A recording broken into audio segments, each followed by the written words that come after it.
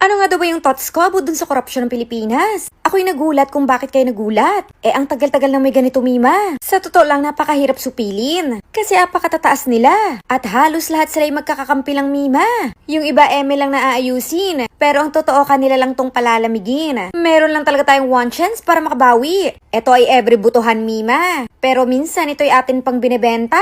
Tapos ngayon, kayo'y magtataka. Hindi naman talaga lahat ay kurap. Pero mas marami ang ganun sa kanila. Kaya yung mga natitirang mababait, natatakot na lang din talagang kumontra. Kasi dudumugi naman siya talaga. The only way para tayo makabawi, mas marami tayong ibotong matitino, Mima. Minsan kasi ibang mindset ng Pinoy. Binebenta ang pangmatagalang solusyon para sa instant na halaga. Tapos dumating na ang korupsyon. Yung iba'y nagtataka. Every butuhan lang ang chance natin, Mima. Tandaan nyo, pag nakaboto kayo ng mali, at mas marami sila, kahit makaboto kayo ng konting tama, wala na halos silang nagagawa. Kasi sila ay mas mahina. Patapos na nga ang Agosto, pero first time pa lang namin magtatrabaho. At thanks kay Dudong, pinag-drive ako. Kunwari lang na hinihipo ko ang buko, pero pinapakita ko yung kilikili ko. Papunta kami ng warehouse today at fast forward, andito na nga kami. Once in a blue moon lang kami magpunta dito, kaya mukha kami mga walang trabaho. Magla-live nga ako today, kaya napilitan ako pumarito. Anyway, dito nagtatrabaho ang mga kapatid ko, so nandyan din sila sa loob. Pero bago yan, ipapakita ko muna sa inyo ang aking dating business. Tracking business ang aking dating business. Ito yung aking second track. Ang bumili nito ay si Dudong at saka si Best X, hati sila. Eto naman yung first track, medyo gipit kami, sa Best X lang bumili niyan. Pinautang siya ng kanyang Fafa. Eto naman medyo nakaka-LL ng a little bit. Itong dalawang to for JJ1 na sila.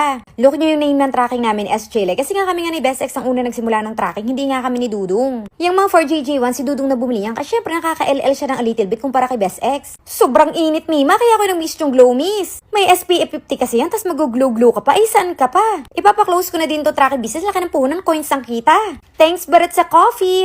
Ayoko na ng tracking business, ang daming anomalya. And si Dudong kunwari nagtatrabaho siya. Pero dahil lagi siyang may feelings, lagi ko siya inuuto, Mima.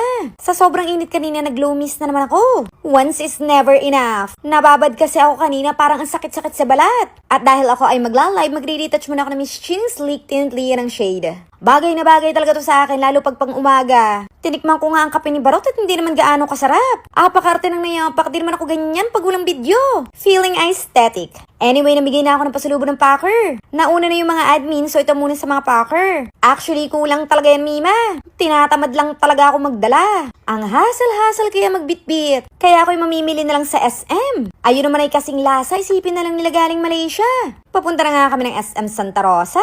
Apaka-traffic parang Makati. Ang sweet ng mga nayapak para lagi naman nag-aaway sa totoong buhay. Kumain muna kami bago mamili kasi wala na kaming energy. Sorry na nga ang lovebird, swerte ng kapatid ko, no?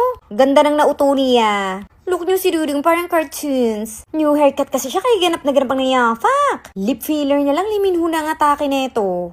Marami talaga tayong mga kamag-anak na ang hilig sa hingi, na hindi mo alam kung paano ginawa ang utak kung bakit tabingi. Yung parang kasalanan mong paghihirap nila dahil nagsumikap ka. Basta ang gulo-gulo, Mima. Yung parang ang kahinaan nila ay kasalanan mo dahil malakas ka. Gets nyo ba? Actually, feeling ng iba masama ugali ko. Dahil tinitiis ko daw sila. Makikita ko'y anakan lang ng anakan, Mima. Nagjowa ng tambay, nagpaanak ng 5. Ako ang walang anak ay naghahanap pa ng mayaman, Mima. Nagtataka na nga ako sa mindset ng ibang kamag-anak ko. Mas nagtataka naman ako sa mindset ng kapitbahay ko. Nawang-awa sa mga kamag-anak ko at parang napakasama ko. Ang gulo-gulo. Kesyo, apakatigas daw ng puso ko. Yung alam nyo nang mahirap tayo, abayin nyo pang kinuntin nyo. May iba namang kamag-anak na galit sa pag-asenso nyo. Yung di naman nila ikahihirap ang pagyaman nyo, pero mukhang ikamamatay nila. At mas masakit mga kadugo nyo sila. At sila pa talaga ang mangunguna-nguna. Pwede naman talagang mainggit dahil minsan hindi naiiwasan. Pero wag nyo naman sanang gampanan.